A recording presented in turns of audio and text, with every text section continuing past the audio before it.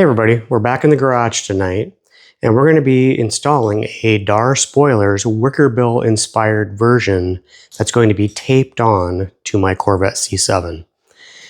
So my spoiler is sitting right over here, and this was previously installed in the car, but I had to take it off to replace my third brake light.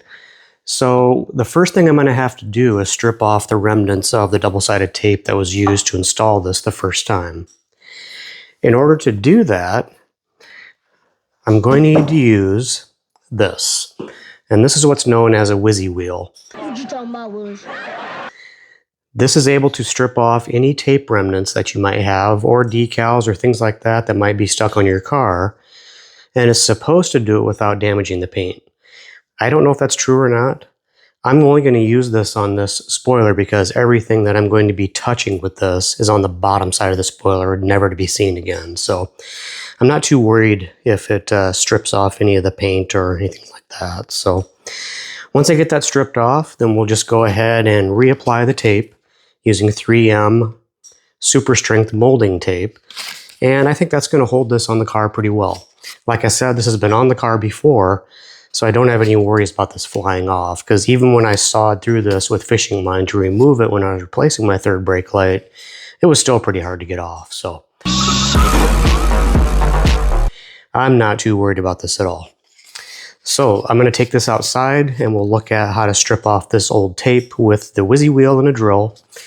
And then we will come back in and get it prepped for install by using some alcohol pads and some adhesion promoter before we actually put this tape on the spoiler. Okay, so here we go with our first attempt at getting this old tape stripped off. Got my Wizzy Wheel attached to the drill. And even though this is a Ryobi drill, I still want to let you know that I do know what I'm doing.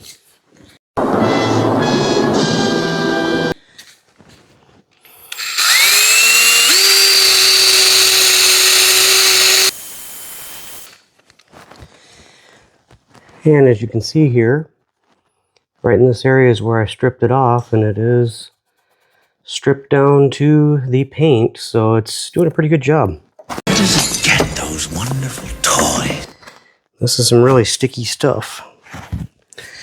So let's carry on.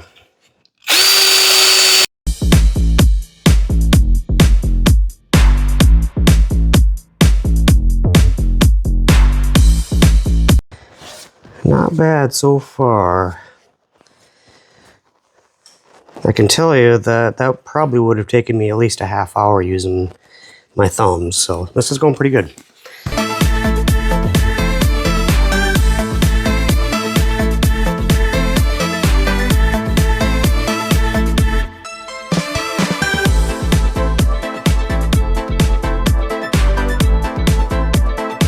It is wearing away quick.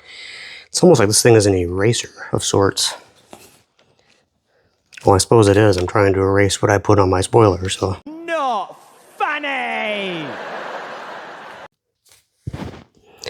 Okay, we're getting down to the last part here. It's been about, 25 minutes with this thing. And it's about halfway worn down. And it's not really the miracle worker that I thought it would be. So what I've been trying to use is one of these plastic razor blades that you use for scraping off gaskets.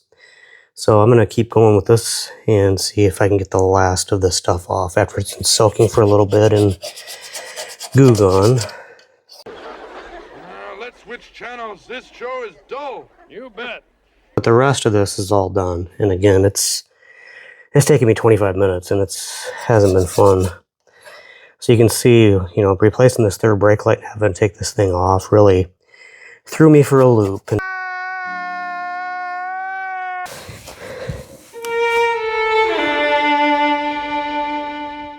One day later. okay, so we're back for another shot at this.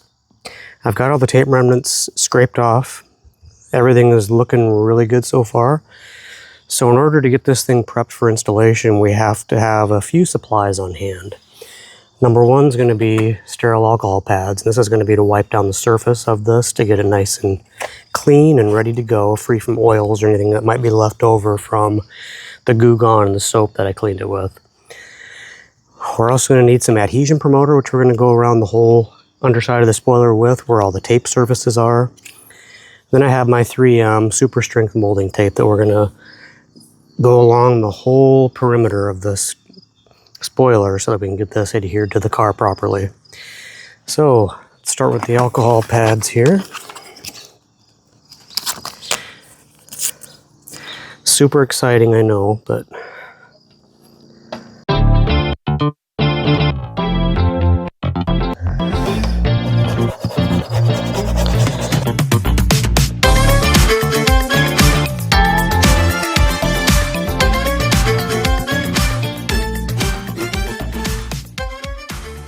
okay, so we've got everything cleaned up. It's ready for installation of the tape. So do not skip this step, because this is really going to go a long ways towards making sure that this surface is ready to receive the tape and stick well.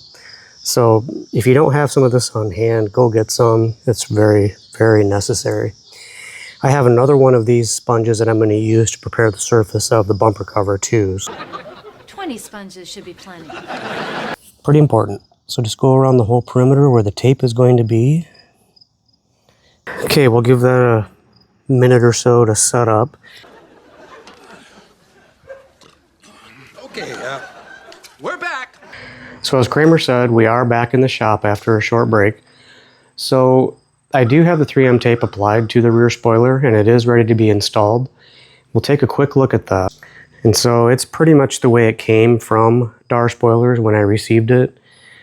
So the next step for us is going to be to test fit it, and then I'm going to use some masking tape to mark off one of the edges so that I can get it perfectly centered. The nice thing about the C7 is that putting a spoiler on a C7 is pretty darn easy, because that center third brake light forces this thing to pretty much be centered on its own, but I want to make sure that it is dead on center, just like it was when I applied it the first time. We're ready to mock this up so we can make sure that our fitment's going to be correct. So I'm going to set this in place, being careful not to stick it down with that exposed tape that I had left on here.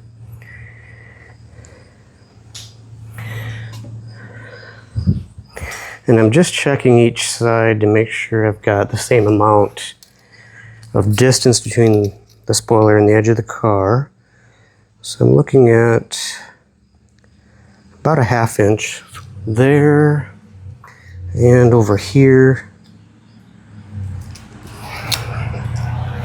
I have the same, so it's pretty centered right now.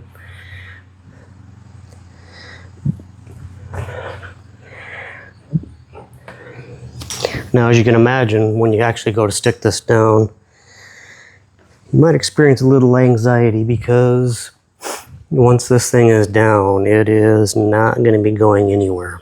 So now that we know what our fitment is going to look like, my next step then is to take the spoiler back off the car.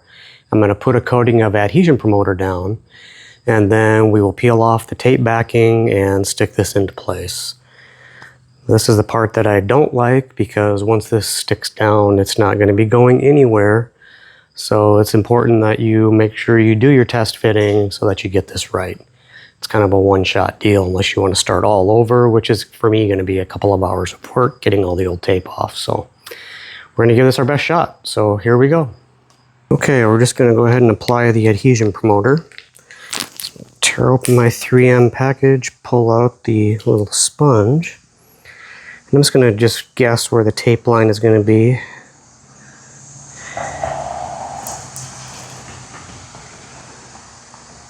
You don't have to be precise, but as long as you're covering where you think the tape's going to be, you're going to be just fine. And I'll run the spot right across where my third brake light is, since there is going to be a piece of tape there. And we're done with the adhesion promoter. So we'll let this set up for a couple of minutes, and then we'll be ready to install the spoiler. I do have my tape line here, and I measured in from the edge of the car to where I want my spoiler to be. I'm only going to be taping one side because if I get this side correct, it should be perfectly centered before I stick everything down, but we'll see how that goes. Ready to install. So I'm going to center it on my brake light, put it rock into place here.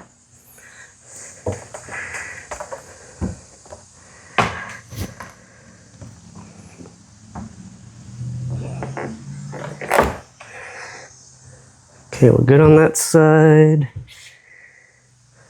Good on this side. I'm just measuring to make sure that I'm getting my body line right here, and I'm not. I need to bring this back a little bit. Luckily with this foam tape you get a little bit of play to work with. So we're still good here. My gap looks good. Just gonna give it a final look here. And look from the back.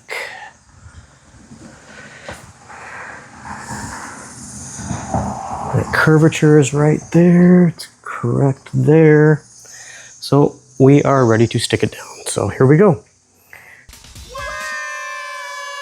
Well, actually, one last look. You only get one shot at this. Okay. Yep. I think if I can't see any discernible gaps, then the general public won't either, so. Flush there, got the right curvature again. And actually, this needs to come up just a touch. There we go, okay. Now we're gonna stick, so pressure, pressure, pressure.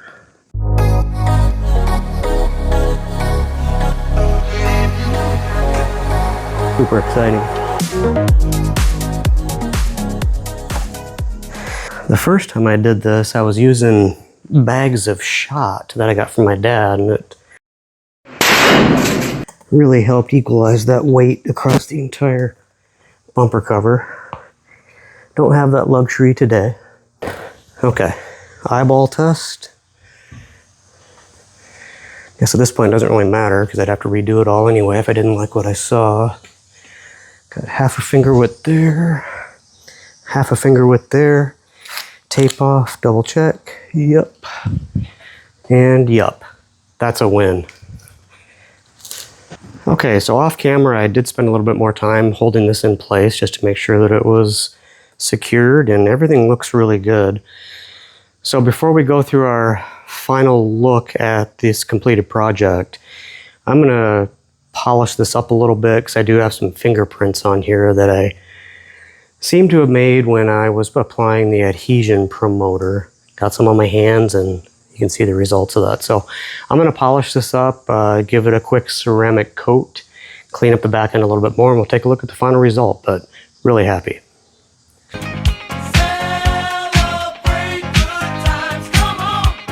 So to finish this up, I'm going to use some P&S bead maker and a clay sponge just to get off all the remnants of that adhesive promoter and whatever else might be on this right now.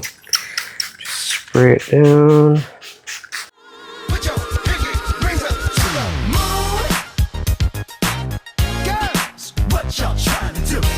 So just to illustrate how this project turned out, I wanted to show that my third brake light is actually working, which is the reason I had to replace this spoiler in the first place. So I've got my painter's pole in place, depressing the brake pedal. We're going to move to the back. And success. Everything lights up the way it should. And we'll look at this from left to right. Man, everything just looks great. I love it. So what do you think? Do you like it better like this? Huh? Do you like it better like this? Yeah. I told you it looks like a weenie without it.